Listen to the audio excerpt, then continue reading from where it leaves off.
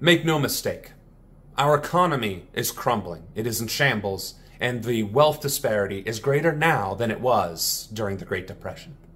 My name is Samuel Ronan, and I hope to be your president one day. And on that subject, it behooves me, as someone who wishes to represent all Americans and work together with all Americans to make a better life for all Americans, we have to talk about how our economy is unsustainable. That it only works for one group, one minority, the wealthy.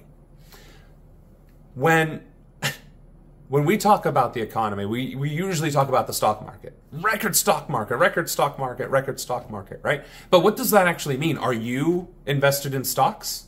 Chances are you're not. Even if you have a 401k, you don't have maybe several $100,000 at most, and that's if you're on the brink of retirement. For most of us, we got 5 figures if we're lucky. So the stock market going up is irrelevant, but when the stock market goes up, that means the profits and revenues of a company is supposed to go up too, right? That is true. So with those increased, shall we say, on the books profits and revenues, shouldn't that also equate to increased wages, benefits, and so on and so forth? Well, that's also not happening, is it? So what is happening? Those stocks going up resolve themselves in bonuses for the C-suite and the CEO and everybody else involved. Not us. We don't get bonuses. We don't get stock buy-ins or whatever that's called nowadays. We don't get any of that. We don't even get raises. But they like to tell us, hey, record profits, record quarter, record. But we can't give you raises. In fact, we're not giving anybody raises. We're not giving stock options and no bonuses.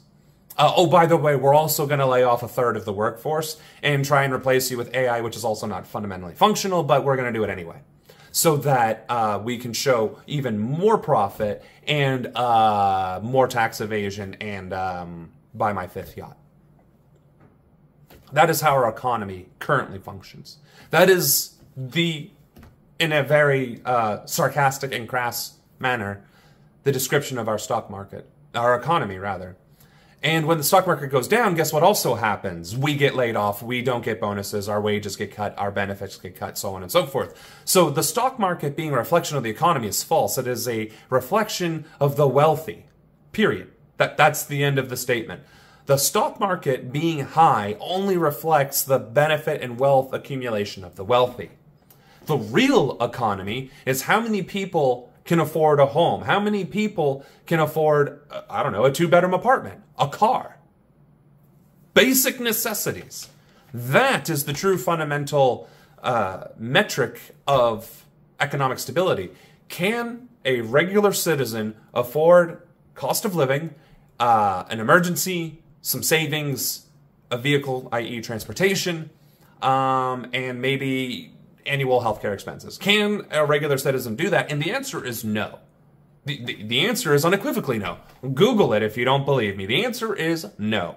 50% of this country is at or below the poverty line. And the poverty line isn't very high to begin with. And those of us making, what is it, 50,000 or less is over 70% of the country. That one you should Google. I might be slightly off on that percentage. The fact is that the cost of living is egregious. People can't afford to buy homes. The majority of homes that were bought last year, 44% of which were by private equity firms, which are now turned into rentals, which is artificially increasing the cost of living. It is preventing people from buying homes, obviously, by the fact that they're no longer eligible.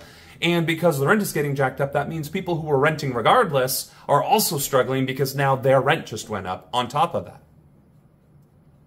This is unsustainable. This is period, dot, end of story, unsustainable. And the solution is simple. Regulate business. Keep business out of public spaces, of things that are necessities. Why are we privatizing water, electricity, the internet, housing? Why are we allowing the private sector to buy residential property? There are so many things that we can do. You can check them out on my website at samronan.com. Go through to the issues page. There's economics, there's taxation, there's regulation, there's business reform. There's all sorts of stuff. But what really needs to be hit home is that our economy does not work for the average citizen, like you, like me. I am not doing great by any stretch of the imagination. I have my head above water, but one major calamity, if my car takes a crap, if I get into a car accident, if I lose this job, I'm hit in the mouth just like everybody else. That's not the American dream, and that is not a sign of a prosperous nation. So, if you would like to learn more on how we can work together to improve our way of life, our quality of life, for not just ourselves, but for each other, as a country and as a nation, check out these videos next.